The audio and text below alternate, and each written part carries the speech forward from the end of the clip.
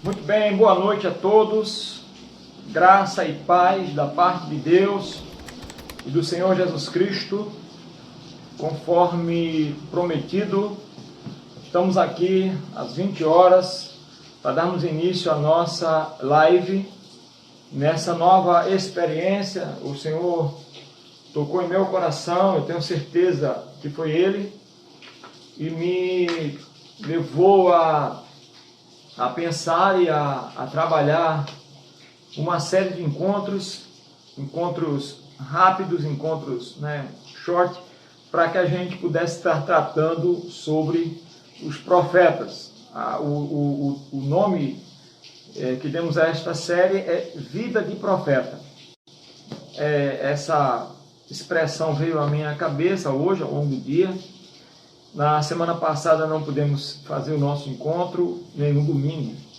A nossa EBD, estamos tentando alinhar algumas questões administrativas com relação à projeção, à mídia, e para uniformizar as nossas lives, juntamente com as lives da sede. Estamos ainda em ajustes, mas essa semana a gente ainda vai estar no Instagram da UJA, mas vamos tentar expandir um pouco mais, passar as lives em mais de um canal de acesso, tá bom? E eu conto aí com a presença de todos vocês, com a divulgação, com um convite para que outras pessoas estejam participando juntamente conosco dos nossos momentos de encontro online, tá bom? E essa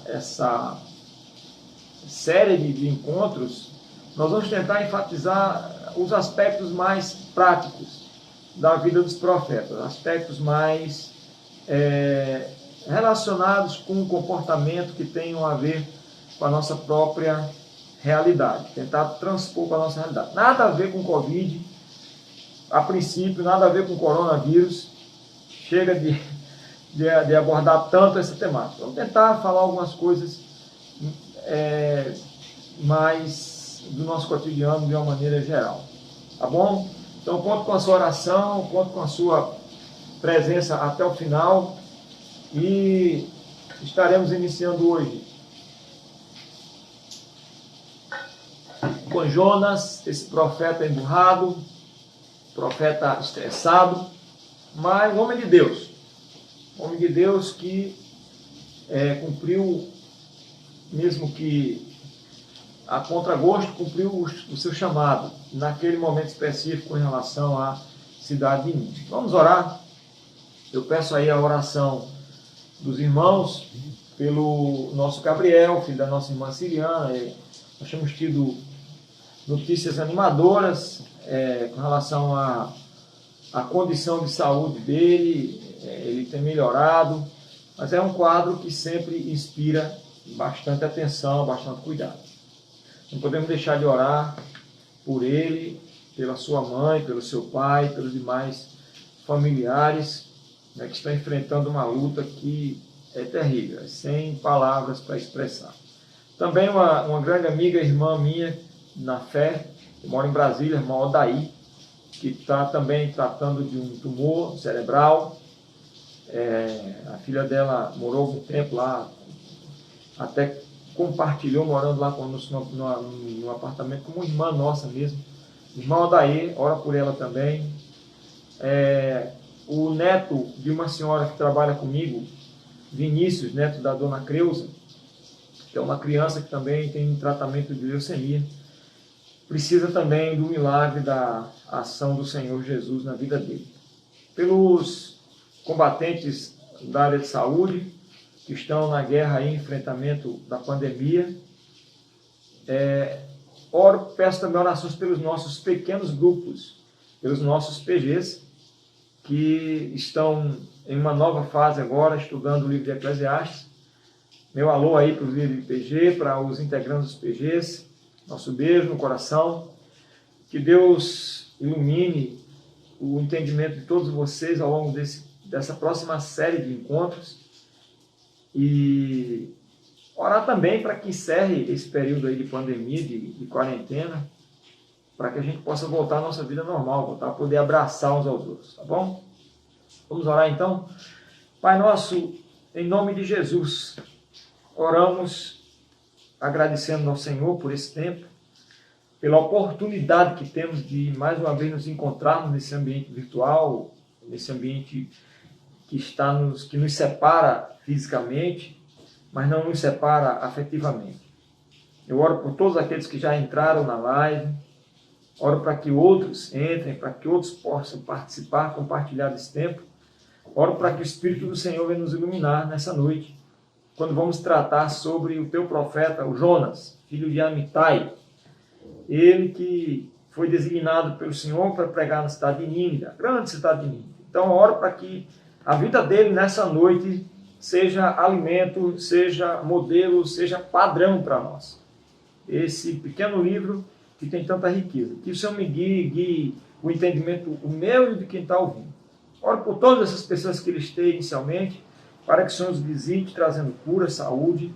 Oro pelas nossas famílias, oro pelos líderes da nossa igreja e pelos líderes das nações, pelos líderes das demais igrejas. Oro por todos aqueles que estão no poder de decidir, de escolher, de resolver problemas, para que o Senhor venha dar a cada um a sabedoria e o entendimento necessário. Abençoe e faça prosperar todos os trabalhos da tua igreja, nesse tempo novo, nesse tempo diferente. Que o Espírito do Senhor nos dê estratégia, sabedoria, unção e graça. O teu poder sobre nós, Pai. Oro assim em nome de Jesus. Amém. Amém. Bom, graças a Deus. Abra a sua Bíblia, ou ligue a sua Bíblia aí no livro do profeta Jonas. Capítulo 1, né? Capítulo 1, verso 1 logo. E é aí que eu vou parar no 1 e 2. Vamos até o 3 aqui inicialmente, dar um passeio panorâmico aqui sobre a vida de Jonas.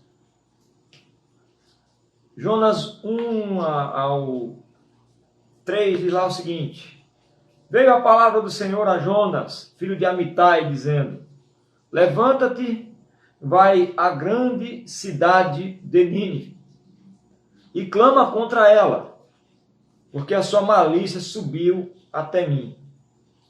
Mas Jonas levantou-se a fim de fugir de diante da face do Senhor para Tarsis. Note que ele não fugiu de diante da face do Senhor, porque de diante da face do Senhor ninguém foge. Salmo 139 diz: Para onde eu me irei da tua face? Então, Jonas apenas tentou fugir de diante da face do Senhor, mas não conseguiu, assim como nem eu, nem você, nem ninguém consegue. Mas, continuando aqui, foi para Tarsis. Desceu a Jope, onde achou um navio que ia para Tarsis, pegou a sua passagem e embarcou nele, a fim de ir com eles para Tarsis, extremo oposto da direção de Nínive, capital da Assíria, para longe da presença do Senhor. Uma tentativa apenas. Volto a dizer, ninguém escapa do olhar de Deus, isso é notório, é conhecido e sabido por todos nós. Tá bom? Parar por aqui. Vamos então bater esse papo rápido sobre Jonas. Quem é Jonas? O nome Jonas significa pomba, aquela avezinha que é símbolo, inclusive, do Espírito Santo. Então, Jonas, de certa forma, ele faz jus ao nome, né? Até um pouco engraçado isso, ele quis voar para longe de Deus. Então, Jonas, o seu nome significa pomba, e Jonas é um profeta da tribo de Zebulon, mora numa cidade chamada Gat-Hefer, que significa lugar de escavações, provavelmente uma cidade litorânea, até porque Zebulon ficava mais próximo do litoral na distribuição das 12 tribos de Israel. Ele é filho de um homem chamado Amitai. Não se tem muito dado sobre o pai de Jonas, sua genealogia. Dito apenas isso: Jonas, filho de Amitai. A gente sabe que ele é da cidade de Gat-Hefer, e que ele é da tribo de Zebulon, porque ele é citado em outra passagem, em outro texto, no primeiro livro dos Reis, no capítulo 14, verso 25. Jonas, 1 Reis 14, 25, nos dá mais uma pista, uma ideia de onde é esse profeta, e também que o seu ministério não se restringiu apenas a esse momento em que ele é chamado por Deus e designado para ir até a cidade de Nínive. O texto, o livro de Jonas é muito conhecido, é amplamente conhecido, e há quem pense que Jonas, o ministério dele se restringe a essa passagem aqui. É a mais conhecida, até o próprio Senhor Jesus cita Jonas no Evangelho, mas lá no 14, 25 de 1 Reis, a gente fica sabendo um pouco mais de detalhe sobre a vida desse profeta. Ficamos sabendo, por exemplo, por aquele texto, que ele pregou durante o reinado de Jeroboão II, o governo do reino do norte de Israel, lembram que foi dividido, sul com os filhos de Davi e o norte com linhagens, dinastias variadas. Já perto de ser dizimado pelos assírios, essa parte norte de Israel passou a ser governada por um rei chamado Jeroboão II. Por quê? Porque o primeiro rei do norte também se chamava Jeroboão. Por isso que esse é distinto daquele outro, pelo indicativo que ele é o Jeroboão II. Trata-se de um rei ímpio, porém que conseguiu dar à nação de Israel Norte um período de prosperidade.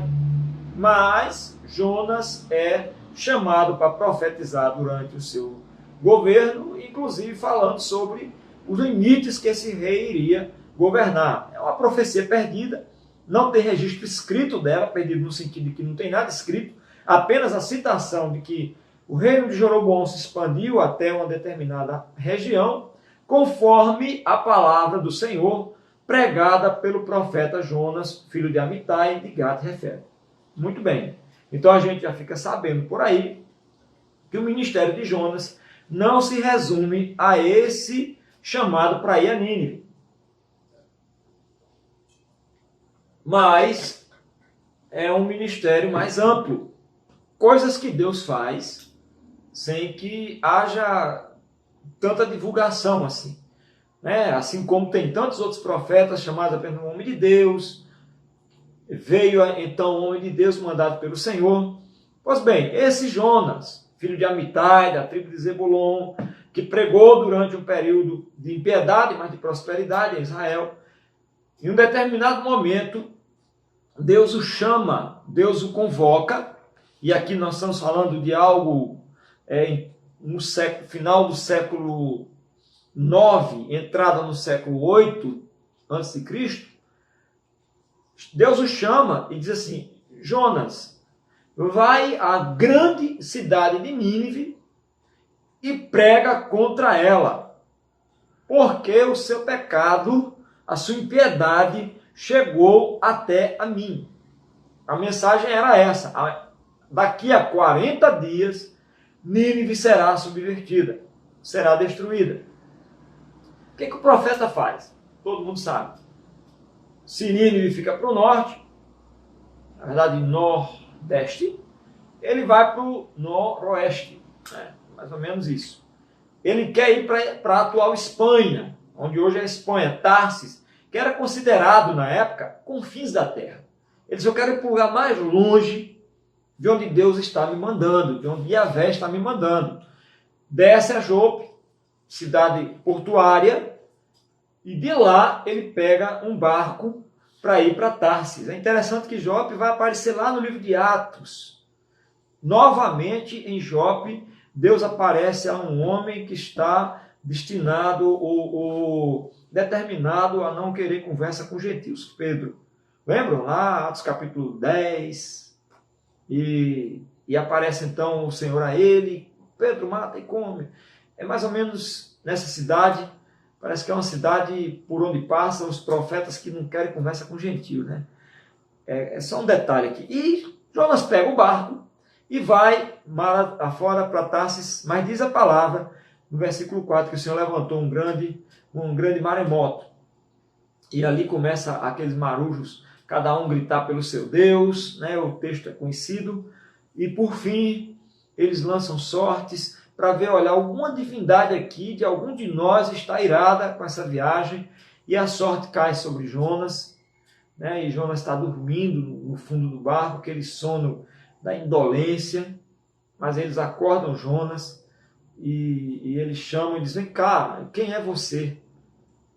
Quem é você? De onde você é? E Jonas então responde aí no verso 9: eu sou hebreu e temo ao Senhor, o Deus que fez o mar, o céu e a terra. E ele depois vai dizer que está fugindo da presença do Senhor. Os homens sabiam, né? No verso 10, então os homens se encheram de grande temor e lhe disseram: o que é isso que fizeste? Pois sabiam os homens que fugia da presença do Senhor, porque eles tinham contado. Então Jonas falou para eles: olha, eu estou fugindo da presença do meu Deus, ele me deu uma missão, mas eu não quero cumprir. E a única maneira, conheço meu Deus, a única maneira desse mar se aquietar é vocês me lançarem nele. Não sei se Jonas tinha alguma esperança nesse momento de sobrevivência. Há uma relutância dos marinheiros, mas acabam pedindo perdão a Deus, fazendo sacrifícios e jogam Jonas no mar. Deus providencia uma cápsula de salvamento, Deus providencia um peixe que vai servir de abrigo para que Jonas não morra afogado. E ali no ventre do peixe, Jonas tem um tempo para refletir. No ventre daquele peixe, no desconforto, na crise, enrolado por algas, como ele mesmo vai dizer na sua oração: cordéis da morte me cercam, estou na escuridão e não sei como sair. Naquele momento e naquele ponto de crise, o profeta tem um tempo para pensar, para refletir e para se arrepender e para declarar a Deus que vai mudar de ideia, que vai voltar e vai cumprir a missão. Muito bem. E aí ele volta. O Senhor ouve a oração dele, o voto que ele faz, lança ele novamente na praia. Jonas deve ter tomado seu banho, feito seu asseio, certamente, e aí ele parte para Nínive. Alguns pregadores antigos diziam assim, que Jonas desembarcou nas praias de Nínive. Nínive não tem praia. Nínive é um lugar central, numa região chamada Crescente Fértil, lá no extremo nordeste da região onde hoje fica ali próximo do Iraque, aquela região ali. Não tem praia. É uma região central. E Jonas vai. A cidade era grande, era caminho de 3 dias, ou seja, há quem entenda que essa declaração de que a cidade era de caminho de 3 dias, aí a gente já vai no capítulo 3, que seria gasto 3 dias viajando para atravessar a cidade a pé. Mas Jonas está com urgência, uma urgência profética de anunciar logo aquilo e se livrar da missão, e cumpre esse chamado dele em apenas um dia. Isso está no capítulo 3, diz que Nínive era uma cidade de 3 dias de viagem, mas Jonas gasta apenas um dia. E o que acontece? Quando Jonas prega, mais 40 dias e Nínive será subvertida. Capítulo 3, verso 4. Os ninivitas creram em Deus. Olha que coisa extraordinária. Capítulo 3, verso 5. Os ninivitas creram em Deus. E esse arrependimento dos ninivitas é um arrependimento demonstrado na prática. O rei decreta um jejum, veste-se de saco, perdendo todo o orgulho, convoca ou determina a toda a população de Nínive que igualmente se humilhe, lançando pó sobre a cabeça e jejuando. Nem animal come. Um jejum nacional, um jejum estabelecido por decreto. Quando Deus viu as obras deles, capítulo 3, verso 10, e viu que eles se converteram do seu mau caminho, o Senhor decidiu não mais destruir aquela cidade. Deus, o escritor vai dizer que Deus se arrependeu, é um antropopatismo. Dar a Deus emoções humanas, na verdade, Deus decidiu, não vou mais fazer o que eu ia fazer. Soberano, a escolha dele e pronto. E aí, o capítulo 4 começa falando sobre o desgosto de Jonas. Vai dizer que Jonas ficou extremamente desgostoso. Ele sentou, esperou para ver o que ia acontecer, nada aconteceu. A palavra que ele pregou não se cumpriu, porque houve um arrependimento das pessoas. O compromisso de Deus era muito mais com a conversão daquela população do que mesmo uma irreversível condenação. E o profeta fica angustiado. O profeta fica extremamente angustiado e ele faz uma declaração pesada. Ele diz: Senhor, por isso que eu não queria vir pregar, porque eu sei como o Senhor é. Capítulo 4, verso 2, ele diz: não disse que não foi o que eu disse estando ainda na minha terra? Por isso é que me apressei a fugir para Tarsis. Eu sabia que és Deus clemente e misericordioso, tardio em graça e grande em amor. Por isso eu fugi. Porque eu sabia que isso poderia acontecer. Que se esse povo se arrependesse, o coração do Senhor iria se enternecer e o Senhor não iria puni-los.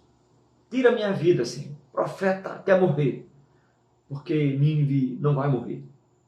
O profeta quer morrer, porque a palavra que ele disse não vai se cumprir, porque o amor de Deus é muito grande. Esse profeta, ele se deita mesmo assim, e ele fica assentado para ver se ainda haveria alguma coisa, algum tipo de punição. E o Senhor, naquele calor da região central, faz crescer sobre ele uma árvore que dá sombra para ele. Você vai encontrar isso aí no verso 6, uma aboboreira cresce, e Jonas, quando olha assim aquela sombrinha gostosa para ele, ele fica ali feliz da vida. Só que a Bíblia diz que Deus enviou um bicho no dia seguinte, e aquele bicho comeu a planta. E Jonas acorda com aquele calor do sol, verso 8, sobre a sua cabeça, esquentando a sua cabeça, aquecendo em extremo a sua cabeça, e ele começa a reclamar novamente. Aí ele vai dizer, no final do verso 8, melhor para mim é morrer do que viver. Jonas, ele tem uma ideia suicida terrível. Então, disse Deus a Jonas: é razoável essa tua ira? Você está tão estressado assim, por causa de uma árvore, de uma planta, que nasce hoje e morre amanhã? É justo que você fique tão aborrecido assim, profeta? Você teve compaixão de uma aboboreira. Você teve compaixão de uma planta, de um vegetal. Olha, Jonas, há em Nínive 120 mil pessoas. Deus não precisa do IBGE para saber da população do Rio Grande do Norte, do estado do Rio Grande do Norte, do Brasil. Ele sabe até a quantidade de fios de cabelo que tem na nossa cabeça. 120 mil pessoas em Nínive que não sabem discernir entre a mão direita e a esquerda. E também muito gado. Não é eu. Não é de eu ter compaixão dessa grande cidade? E o livro do profeta Jonas termina com a pergunta: Jonas, você está aborrecido porque uma árvore que estava te dando sombra morreu e agora você está no calor. Você está aborrecido porque algo que era útil e importante para você na sua escala de valor morreu. Você está pedindo para morrer, você está extremamente aborrecido e angustiado por causa disso. Agora, Jonas, olha para mim. Em Nínive, há 120 mil pessoas que não sabem discernir entre a mão direita e a esquerda, além de muito gado. Não deveria eu ter compaixão dessa grande cidade? E esse é o único livro da Bíblia que termina com uma pergunta. Eu creio que o livro do profeta Jonas, ele é extremamente atual. Eu fiz uma passada panorâmica aqui pela história, embora seja uma história totalmente conhecida por todos nós. Mas o que nessa quinta-feira, nesse encontro de Daquê, encontro de doutrina, eu queria tratar com vocês? Além dos dados informativos da origem do Jonas, de que ele exerceu o ministério em outros momentos, eu queria que a gente explorasse algumas condutas de Jonas e pensasse um pouco sobre nossa própria vida. Vida de profeta. A igreja é chamada para ser uma comunidade profética. Eu e você fomos chamados para, de certa forma, sermos voz de Deus, pregoeiros da verdade de Deus. E o que é que esse profeta me ensina? O que é que a vida dele me ensina? Primeiro, ele é um profeta extremamente independente. Ele é um homem independente. Ele acha que se governa. Ele recebe uma ordem de Deus, mas ele decide seguir noutra direção. Ele recebe uma determinação do Senhor, mas ele faz a sua análise da ordem de Deus e decide agir por conta própria. Ele decide ser independente de Deus. Aí eu pergunto, será que nós também não estamos adotando esse tipo de conduta?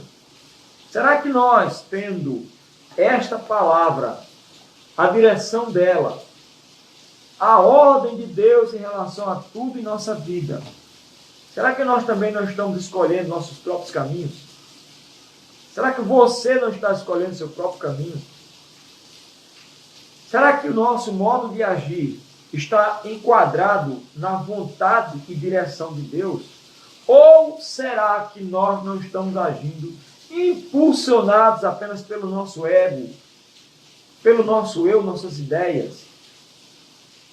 Será que nós não estamos agindo apenas na direção daquilo que é agradável e interessante para nós?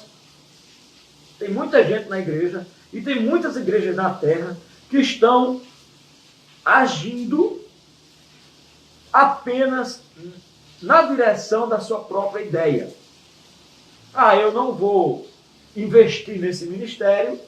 Eu não vou participar dessa atividade.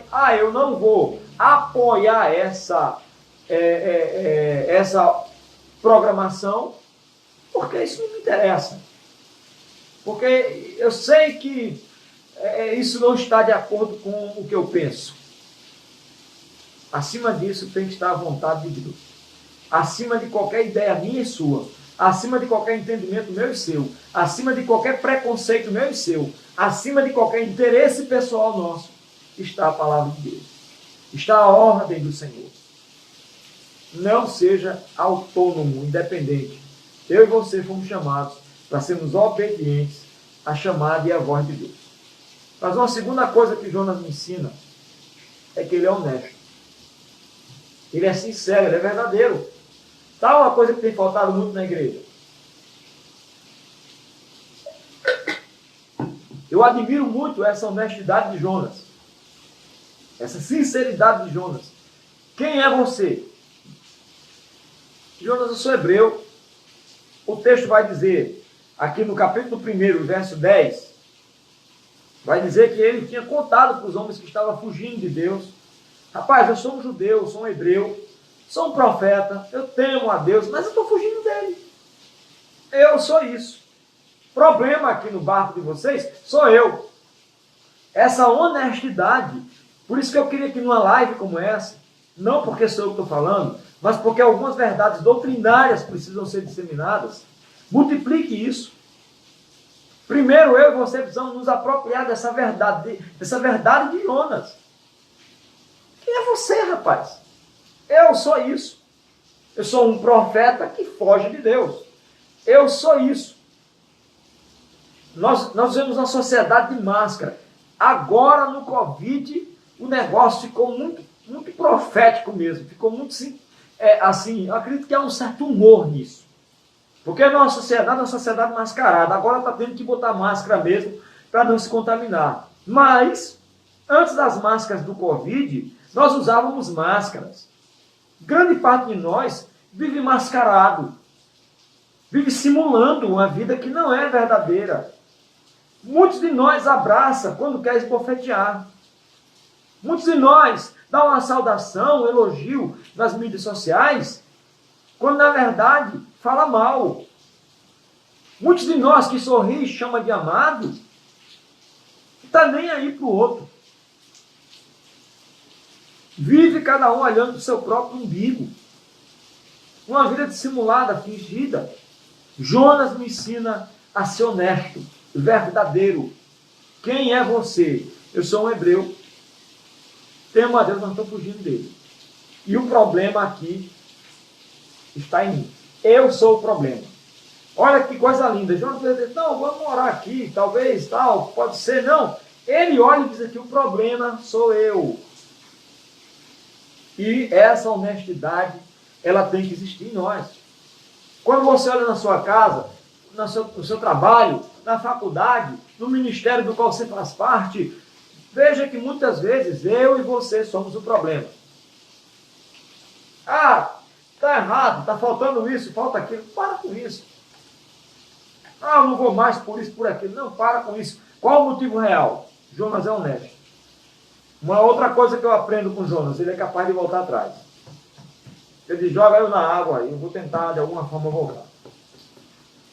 Não dá para ser obstinado. Jonas não é obstinado em fugir de Deus. Ele é capaz de voltar atrás. Ele é capaz de dar marcha ré.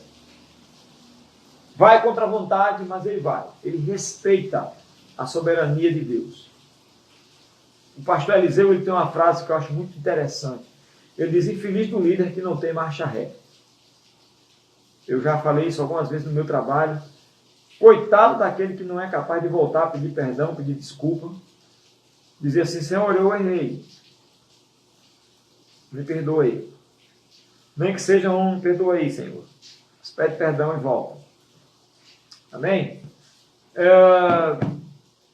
Jonas, ele é insensível. Insensível. Coração duro. A gente faz coraçãozinho assim, né? Jonas era assim, ó. Coração de pedra. Diferente de Jeremias. Jeremias é todo o coração. Jonas falta o patos, a emoção, a sensibilidade, a misericórdia. Ei, tem muito profeta hoje, tem muito ministério hoje, tem muito crente hoje que é extremamente duro e insensível. Como está seu coração, querido? Como está seu coração, minha irmã? Que coração é o seu? Chora, se sensibiliza, sente misericórdia, tem dó do outro, olha para alguém e diz, vou dar uma nova chance. Jonas é insensível. Ele olha e diz assim para Deus, olha Deus, eu não queria vir por isso, porque eu sei que isso não é bom demais. Por mim, ó, entendeu? Nem os flamenguistas fizeram. Para mim, Nínive, tem que morrer. Mas o Senhor é bom. Nós não podemos ter insensibilidade de Jonas. Esse é um ponto negativo dele que a gente precisa corrigir e a gente precisa não repetir. Uma outra marca de Jonas, ele é um profeta funcional, que está associado à insensibilidade. Estou encerrando aqui agora. Ele é totalmente funcional. Sabe aquela pessoa que canta na igreja, que toca na igreja, que prega na igreja, que rege o coral na igreja, que recolhe os dízimos e ofertas na igreja, que ensina na classe da EBD, que dirige o círculo de oração, que distribui a ceia na Eucaristia, na Santa Ceia, que recepciona as pessoas na porta da igreja, mas ele é um funcionário eclesiástico. Ele é um funcionário denominacional. É isso que Jonas é. É para fazer o quê? Ir a Nínive, 3 dias, não, eu vou gastar só 1. Mas ele não tem o patos de Deus, ele não tem a sensibilidade de Deus, ele não entende o princípio de Deus. É você ou eu, quando consegue funcionar como obreiro, mas não consegue ser discípulo de Jesus. Esse é um chamado à atenção que a história do profeta Jonas traz para nós. Para esse tipo de profeta, que é extremamente independente, age de acordo com seus interesses. Para esse tipo que é extremamente honesto, tem uma sinceridade que é uma virtude. Para esse tipo de profeta que tem a capacidade de voltar, de se reconciliar e de cumprir o que tem que cumprir, esse tipo de profeta que cumpre porque é funcional e insensível. O livro do profeta Jonas aborda tudo isso. Fica para nós aqui o convite. Comparando Jonas de um lado, eu e você de outro. O que nós temos? O que há de Jonas em mim e em você?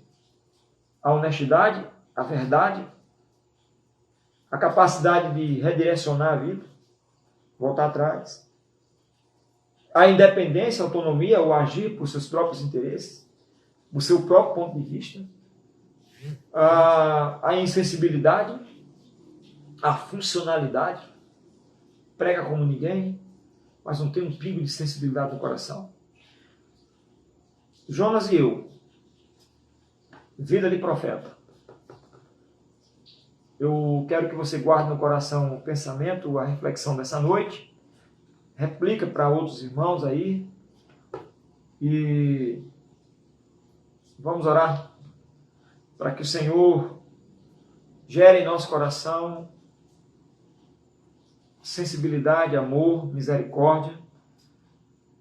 E terminamos com a pergunta. Assim como o livro de Jonas termina com a pergunta: quem somos nós?